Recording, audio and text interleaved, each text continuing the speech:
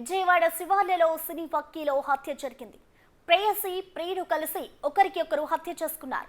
2 రోజుల క్రితం పంట పొలాల్లో అనుమానాస్పద స్థితిలో మృతదేహాన్ని పోలీసులు గుర్తించారు. కేసు నమోదు చేసి విచారణ చేసే క్రమంలో హత్యగా తేల్చారు.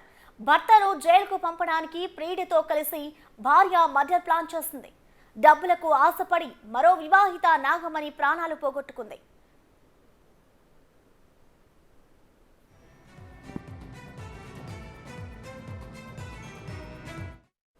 మరిన్ని వివరాలు మా ప్రతినిధి సాయి అందిస్తారు. ప్రియుడితో కలిసి ఉండడానికి ఒక ప్రియురాలు తన భర్తని ఒక మర్డర్ కేసులో ఇరికిద్దామని ఒక పెద్ద స్కెచ్ చేసింది. ఆ స్కెచ్లో భర్తని జైలుకు పంపిస్తే ప్రియుడితో కలిసి హ్యాపీగా జీవించాలనుకుంది. ఒక పెద్ద స్టోరీని అల్లింది. అది క్రైమ్ థ్రిల్లర్ కంటే అద్భుతంగా ఒక స్టోరీని అల్లింది. స్టోరీని ఇంప్లిమెంట్ కూడా చేసింది. అయితే ఇంప్లిమెంట్ చేసిన ప్రియురాలు అలాగే ఆ ఇంప్లిమెంట్ చేయడానికి పూర్తిగా సహకరించిన ప్రియుడు ఇద్దరు కూడా ప్రస్తుతం పోలీసులు అరెస్ట్ చేశారు మర్డర్ కేసులో. అసలు ఏం జరిగిందని తెలుసుకునే ముందు మీకు ఒక షెడ్ చూపిస్తాను. ఒకసారి ఆ షెడ్ని చూడండి. ఈ షెడ్లో మొన్న ఒక డెడ్ బాడీ కనబడింది. ఆ డెడ్ బాడీ ఒక మహిళది. ఆ మహిళ పేరు నాగమణి. అయితే పోలీసులు ఇక్కడ స్మెల్ వస్తుందని చెప్పి స్థానికంగా ఒకళ్ళు వచ్చి కంప్లైంట్ ఇవ్వడంతో ఆ డోర్ ఓపెన్ చేసి చూస్తే అందులో నాగమణి డెడ్ బాడీ ఉంది. అయితే నాగమణి డెడ్ బాడీ చుట్టుపక్కల మొత్తం ఎతికారు. అక్కడ ఏమీ కూడా క్లూస్ ఏమీ వీళ్ళకి కనబడలేదు. చుట్టుపక్కల కనబడుతున్న బీర్ బాటిల్స్ ఇవి కనబడుతున్నాయి తప్ప మిగతా ఇక్కడ ఏ క్లూ కూడా వాళ్ళకి దొరకలేదు. కాకపోతే నాగమణికి సంబంధించిన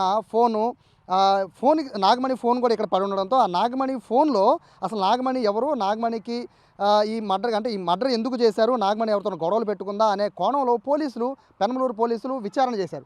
ఆ విచారణలో ఒక పెద్ద క్రైమ్ స్టోరీనే పోలీసులు కనిపెట్టారు. అది ఏంటి అంటే సాధారణంగా నాగమణికి ఈ మర్డర్కి అంటే ఈ నాగమణి హత్య గావించబడ్డానికి అసలు నాగమణికి ఈ మొత్తం స్కెచ్లో అసలు ఆమె పాత్రే లేదు. కానీ ఆమెను ఒక పావుగా వాడింది మృదుల అనే ఒక వివాహిత.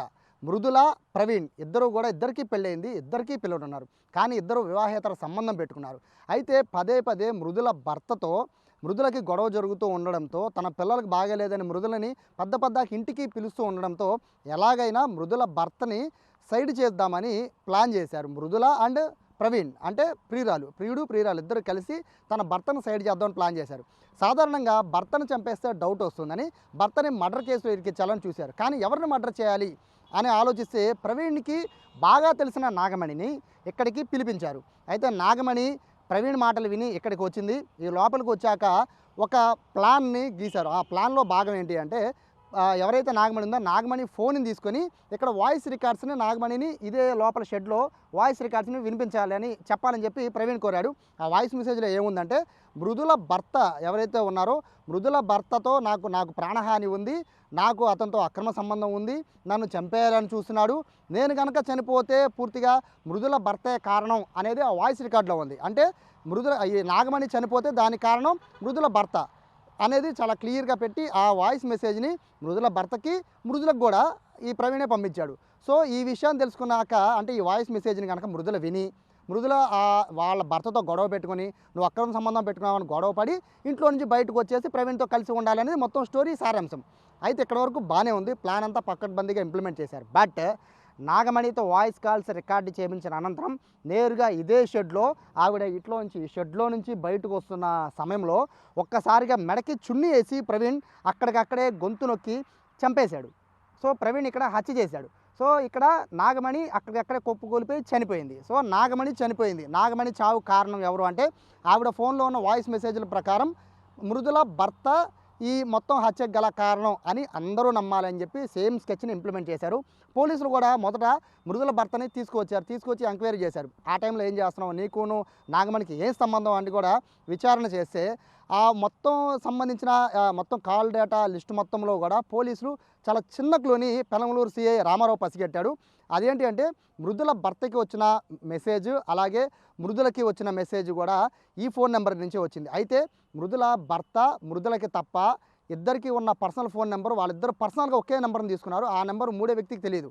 కానీ ఆ మూడో వ్యక్తికి ఎలా తెలిసింది అని పోలీసులు ఎంక్వైరీ చేస్తే అప్పుడు మృదుల భర్తను కూర్చోబెట్టి అసలు ఏం జరిగింది అని అడిగితే మృదుల భర్త చెప్పిన డీటెయిల్స్ అన్నీ కూడా నా భార్యకి నాకు ఈ మధ్య పడడం లేదు, మేమిద్దరం కూడా వేరువేరుగా ఉంటున్నాం, నా కొడుకు కోసం మాత్రమే వస్తుంది, తన అక్రమ సంబంధం పెట్టుకుంది ప్రవీణ్ అనే వ్యక్తితో అని చెప్పి చెప్పడంతో ప్రవీణ్ని మృదులని ఇద్దరిని కూడా పోలీస్ స్టేషన్ తీసుకొస్తే మొత్తం కథ అంతా కూడా బయటకు వచ్చింది. పోలీస్ స్టేషన్ తీసుకొచ్చే దారిలో ప్రవీణ్ మొబైల్లో ఈ మెసేజ్ అంతా టైప్ చేసి ఉంది, ఎవరెవరికి పంపించాలి, భర్త పేరేంటి, ఇవన్నీ కూడా డీటెయిల్స్ అన్నీ కూడా నాగమణికి పంపించిందంతా కూడా ప్రవీణే.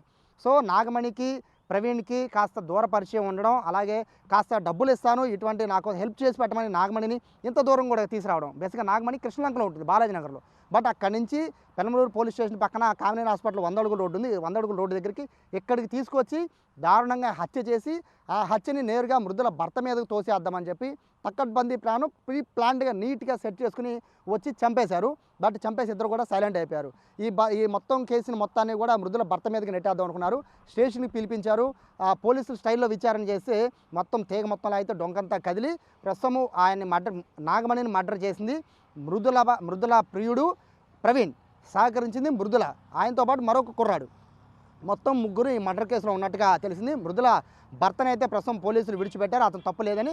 బట్ మృదుల ప్రియుడిని అలాగే మరొక కుర్రాడిని మొత్తం ముగ్గురిని కూడా ప్రస్తుతం పోలీసులు అదుపులో తీసుకున్నారు. కేవలం ఇక్కడ మర్డర్ జరిగిందని తెలిసిన 10 గంటల్లోనే పెనమలూరు పోలీసులు ఈ కేసుని పరిష్కరించడం అనేది ఇక్కడ మొత్తం మీద హైలైట్ అనేది చెప్పుకోవాలి. సిఐ రామారావు, పెనమలూరు సిఐ రామారావును కూడా ఉన్నతాధికారులందరూ కూడా అభినందించారు.